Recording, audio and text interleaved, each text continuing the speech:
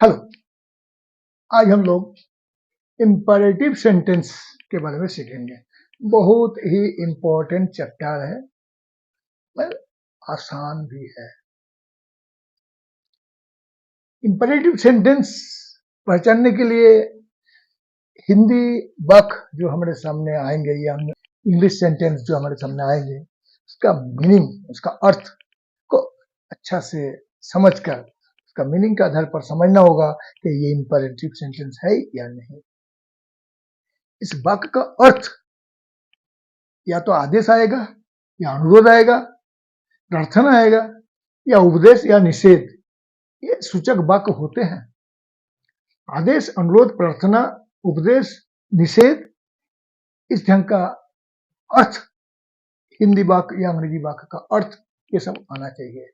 अगर इस ढंग का अनुरोध या आदेश या प्रार्थना या उपदेश या निषेध समझ में आता हो, मैंने ऐसा प्रतीत हो, तो उस सेंटेंस को हम लोग इंपरेटिव सेंटेंस मानकर उसका अनुवाद कर सकेंगे। जैसे एक नंबर आदेश के रूप में, इस काम को जल्दी पूरा करो। आदेश है, इस काम को जल्दी पूरा करो। आसान सी बात है, इस काम को जल्दी पूरा करो, ये आदेश है। इस काम को जल्दी पूरा करो, ये आदेश है। जैसे भी कहिए वो आदेश है। दूसरा, मुझे एक गिलास पानी दो या एक गिलास पानी दीजिए, ये अनुरोध है। जबरदस्ती आप किसी से पानी नहीं ले सकते हैं, ये अनुरोध है। देखिए अनुरोध। उसके बाद कृपया मुझे मदद करे या मदद कीजिए, ये प्रार्थना है।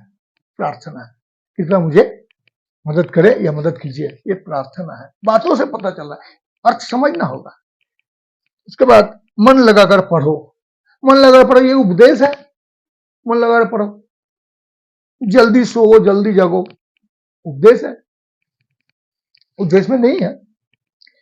उसके बाद जैसे देखिए, धूप में मत खेलो, ये उपदेश तो ही है, उसके साथ साथ मत या नहीं खेलो, मत खेलो, मतलब नहीं खेलो, तो ये मत, ये निषेध को दर्शाता है, ये आपका निषेध है। इस ढंग का वाक्य से पता चल जाता है आदेश, अनुरोध, प्रार्थना, उपदेश, निषेध। इस ढंग का पहले आपको समझना होगा। अगर इसको समझ लेते हैं तो फिर इसका अनुवाद आसान है। और इसको अगर नहीं समझेंगे तो फिर सब्जेक्ट खोजते रहिए। देखिए इस सब सेंटेंस में सब्जेक्ट नहीं है, डायरेक्ट क्रिया से यानी वर्ब से आरंभ होता है। जैसे इस काम को जल्दी पूरा करो, यानी तुम इस काम को जल्दी पूरा, तुम इसमें लिखा हुआ नहीं है, आप इसमें लिखा हुआ नहीं है, तुम या आप लिखा हुआ नहीं है। इंपरेटिव सेंटेंस सभी जब भी आप देखेंगे तो imperative sentence second person singular plural दोनों को ही सेकंड पर्सन को ही कहा जाता है, लेकिन सेकंड पर्सन सब्जेक्ट अंडरस्टूड रहता है, यानी लुप्त रहता है, सामने दिखता नहीं है। जैसे इस काम को जल्दी पूरा करो, माने तुम इस काम को जल्दी पूरा करो या आप इस काम को जल्दी पूरा कीजिए। मुझे एक गिलास पानी दो, यानी तुम मुझे एक गिलास पानी दो, तुम लेकिन यह नहीं है, सब्जेक्ट नहीं है, अंडरस्टूड है। या आप मुझे एक गिलास पानी दीजिए, ये अंडरस्टूड है, नहीं आप या तुम कुछ नहीं है। जैसे कृपया मुझे मदद करे, यानी आप कृपया मुझे मदद करे, आप या तुम जो भी लिखिए, तो सब्जेक्ट या नहीं है। इस इंपरेटिव सेंटेंस में सब्जेक्ट तुम या आप या तुम लोग या आप लोग, सेकंड पर्सन सब्जेक्ट को ही उल्लेख कर कहा जाता है, बातों को कहा जाता है, लेकिन इस वाक्य में वो अंडरस्टूड रहता है। जैसे धूप में मत खेलो, मतलब तुम लोग धूप में मत खेलो या तुम धूप में, तो तुम यहाँ तो लिखा नहीं गया। ये समझने की बात है। 2 रूल्स होते हैं, जो पहला रूल जो होंगे उसमें देखा जाएगा, उसमें verb plus object plus other plus time, subject लेकिन नहीं रहता है। अब देखेंगे रूल ए, इसमें दिखा गया है verb plus object plus other plus time, यानी हम लोग जो इस भूत के रूप में अनुवाद करते हैं तो सब्जेक्ट को छोड़कर वर्ब, ऑब्जेक्ट, अदर, टाइम सब कुछ है, सब कुछ रह सकता है। माने सब रहेगा ऐसा कोई जरूरी नहीं है, लेकिन वर्ब, ऑब्जेक्ट तो रहेगा। सिर्फ वर्ब से भी इंपरेटिव सेंटेंस कहा जाता है। जैसे हम लोग कहते हैं गो, इंपरेटिव सेंटेंस कुछ नहीं कहेंगे, सिर्फ गो, माने वर्ब से ही शुरू होता है और वर्ब के बाद ऑब्जेक्ट, अदर, टाइम कुछ भी आ सकता है। आएगा ही ये जरूरी नहीं है। ये रूल ए का अफर्मेटिव फॉर्म है और नेगेटिव फॉर्म में देखिए वर्ब ऑब्जेक्ट अदर टाइम इसमें भी रह सकता है, लेकिन देखिए वर्ब लेकिन उसके पहले नेगेटिव सेंटेंस के पहले डोंट, डू नॉट, डोंट जुड़ा हुआ रहेगा, डोंट या डू नॉट जुड़ा रहेगा। नेगेटिव फॉर्म का सब एक ही है, verb object other time, verb object other time इसमें भी रह सकता है, लेकिन उसका पूर्व डोंट, सब्जेक्ट तो रहता नहीं इसमें, डोंट, डोंट लगने से वो नेगेटिव बन जाता है और डोंट नहीं रहने से अफर्मेटिव, हाँ सूचक ना सूचक। कुछ एग्जांपल, दो एग्जांपल ले लेते हैं दोनों का। जैसे अंग्रेजी में एक पत्र लिखो, अंग्रेजी में एक पत्र लिखो, तो ये तो नेगेटिव तो नहीं है, नो ना नहीं सब तो लिखा हुआ नहीं है, तो ये अफर्मेटिव फॉर्म है, अफर्मेटिव सेंटेंस है ये, हाँ सूचक वाक्य है। अंग्रेजी में एक पत्र लिखो, तो write a letter in English, देखिए यू राइट, यू नहीं लिखे, यू नहीं है यहाँ पर, write a letter in English ये इंपेरेटिव सेंटेंस का ही नियम है, ये अफर्मेटिव फॉर्म है, अफर्मेटिव सेंटेंस है। दूसरा में ये धूप में मत खेलो, मत खेलो माने नो, नो न मत खेलो माने नहीं खेलो, तो नेगेटिव। तो नेगेटिव सेंटेंस क्या देखिए, negative form don't, don't play in the sun, ये आपका आराम से दो ही एग्जांपल काफी है।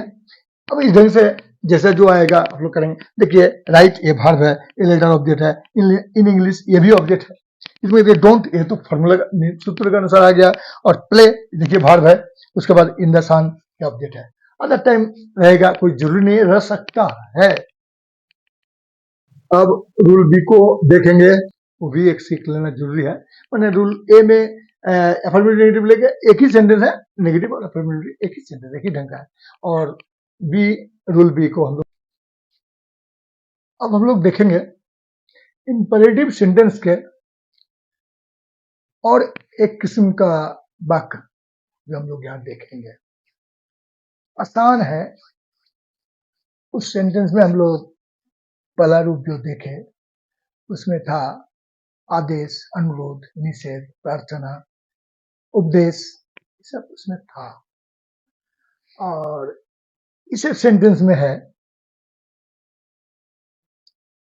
जैसे ऐसे सेंटेंस में कोई काम होने देना, यानी कोई काम होने के लिए सहमति रहना, सबका, जिसके साथ हम ये कहा जाए, ये बात कहा जाए, जिसके साथ ये बात कहा जाए, ऐसे सेंटेंस कहा जाए, सबका सहमति से कोई काम होना। जैसे सलाह या प्रस्ताव व्यक्त हो, सब भी सहमति के अनुसार ही होता है सब। वैसे वाक्य का आरंभ लेट से किया जाता है। आसान है, वाक्य का अर्थ समझना होगा, जो मैंने कहा, जो अभी बताया गया उसका अर्थ समझना होगा। जैसे अब चला जाए, देखिए सहमति, सबका सहमति, अब चला जाए माने चलो, ऐसा बात नहीं है, अब चला जाए माने सबका सहमति होना चाहिए। जैसे कृपया उसे जाने दे, कृपया जाने दे माने उसको, ये सबका सहमति से ही कहा जा सकता है। जैसे उसे जाने मत दो, ये भी सहमति के अनुसार ही कहा जाता है, माने जाने मत दो। और उन्हें चिल्लाने मत दो, ये भी सहमति की बात है, सहमति नहीं दिया जाता है, चिल्लाने मत दो, इसमें सहमति नहीं दिया जाता है, इसमें सहमति दिया जाता है, इसमें सहमति नहीं दिया जाता है। सहमति होना और नहीं होना, अगर सहमति है तो उसको हम लोग अफर्मेटिव सेंटेंस कहेंगे, और जिसमें नहीं है, सहमति नहीं है, उस सेंटेंस को नेगेटिव सेंटेंस कहेंगे। देखिए अफर्मेटिव सेंटेंस को जिसे अनुवाद करने के लिए दो रूल्स रखा गया है, मैंने अफर्मेटिव नेगेटिव के अनुसार दो रूल्स, लेकिन रूल तो एक ही है। तो लेट ऑब्जेक्ट अर्थात ऑब्जेक्टिव प्रोनाउन, जैसे मी, अस, यू, हिम, हर, देम होता है, ऑब्जेक्ट है ना, ऑब्जेक्टिव प्रोनाउन, रिलेटिव प्रोनाउन नहीं, ऑब्जेक्टिव प्रोनाउन। तो वर्ब वन, ज्यादातर इसके पीछे ज्यादा कुछ आता नहीं है, वर्ब वन के बाद समाप्त। दूसरे में देखिए लेट ऑब्जेक्ट या प्रोनाउन एंड ऑब्जेक्टिव प्रोनाउन, ये भी ओमन ऑब्जेक्टिव प्रोनाउन, दोनों ऑब्जेक्टिव प्रोनाउन। उसके बाद नॉट, नेगेटिव सेंस में नॉट आ जाएगा। उसके बाद वर्ब वन, थोड़ा वर्ड टाइप का है, लेकिन पैटर्न आपको याद रखना होगा। अब इस परामर्श अनुसार हम लोग एग्जाम्पल को कर लेंगे। जैसे अब चला जाए, तो अब चला जाए अफर्मेटिव सेंटेंस है तो let us go now, let us go now, now आ गया, ये आपका टाइम आ गया, लेट अस गो और वर्ब तक है, उसके बाद नाउ, ये टाइम आ गया। आ सकता है, नहीं आएगा, गारंटी नहीं है। ये आपका अब चला जाए, लेट अस गो नाउ, देखिए लेट आ गया, अस प्रोनाउन आ गया, गो वर्ब वन आ गया, नाउ टाइम आ गया। इसके बाद आ सकता है, ज्यादातर नहीं आता है, ये अफर्मेटिव सेंटेंस है। दूसरा, कृपया उसे जाने दे, तो देखिए प्लीज, कृपया प्लीज, ये प्लीज को हम वाक्य के पूर्व भी लिख सकते हैं या वाक्य अंत में भी लिख सकते हैं। तो लेट हिम गो माने उसे जाने दे, तो प्लीज लेट हिम गो माने कृपया उसे जाने दें, ये भी अफर्मेटिव सेंटेंस है। 3 नंबर में उसे जाने मत दो, उसे जाने मत दो, let him not go, let him not go, उसे जाने मत दो, ये नेगेटिव सेंटेंस है। उन्हें चिल्लाने मत दो, लेट देम, उन्हें, let them not shout, negative sentence. Imperative sentence के दूसरा रूप को भी इस ढंग से अनुवाद कर सकते हैं।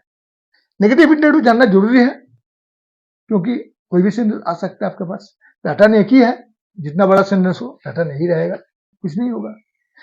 तो इस ढंग से हम लोग कर सकते हैं, आसान है, 2 किस्म को याद रखना है, आसान है। आज इतना ही।